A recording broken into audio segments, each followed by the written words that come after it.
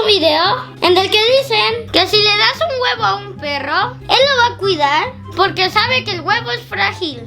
Vamos a ver si este video es verdadero o falso. Vamos a hacer esta prueba con dos de nuestras mascotas. Ella es la buena. Le vamos a dar el huevo a ver qué hace. ¿A ti te das el huevo? A ver si piensa que es frágil. Entonces le dimos el huevo, lo empezó a oler, no lo mordía, como si supiera que se puede romper fácil. Cuidó mucho del huevo. Ahora lo vamos a hacer con Chase.